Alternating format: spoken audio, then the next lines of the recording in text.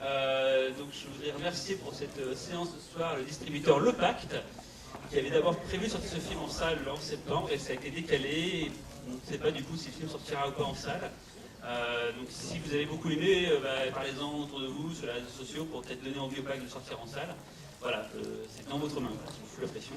Et maintenant je vais laisser Fausto dire un petit mot sur Hitoshi Matsumoto. La séance interdite n'a jamais, rebonsoir à toutes et à tous, la séance interdite n'a jamais aussi bien porté son nom, puisque voilà, je pense que pour ceux qui ont lu le catalogue, ils savent de quoi je parle.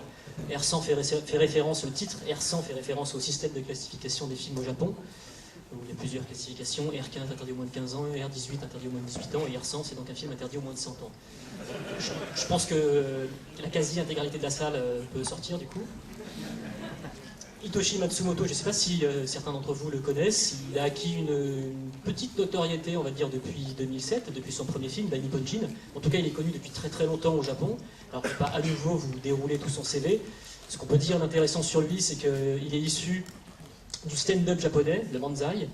Et lui, il avait un partenaire, il avait un partenaire donc, parce que c'était un comédien de stand-up, il fonctionnait en tandem, le tandem s'appelait Downtown. Et il a été monté en 1982, si je ne m'abuse. Et donc lui jouait le bokeh. Il y a deux personnages en fait dans ce type de stand-up nippon. Il y a le bokeh et le tsuka en fait dans la référence. C'est quelqu'un à la base qui voulait absolument être mangaka, et je pense qu'on ressent aussi une influence de la BD nippone dans tout son travail. C'est quelqu'un qui est évidemment pétri et féru de culture populaire nippone.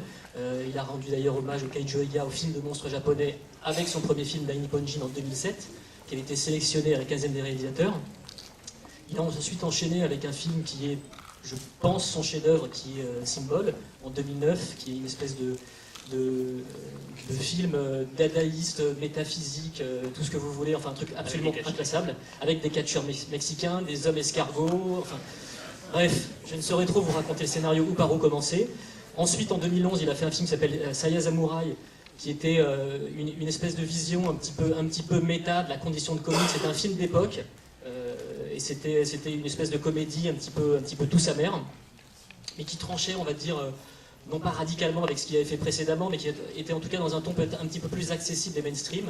Et là, avec R100, je crois qu'il remet les bouchées doubles pour donner dans une espèce de fable non-sensique qui, à la fois, joue la carte parfois du mélo, parfois de l'humour noir, parfois de la comédie érotique, et qui en même temps est une espèce de réflexion sur la société japonaise et la place de l'homme dans la société japonaise. Donc voilà, c'est un film qui, sous couvert de la gaudriole apparente, je pense qu'elle est assez apparente, dit pas mal de choses sur la société nippone. Voilà. Donc bonne projection, et puis éclatez-vous bien, je pense que ce sera le cas. Merci, et puis à demain.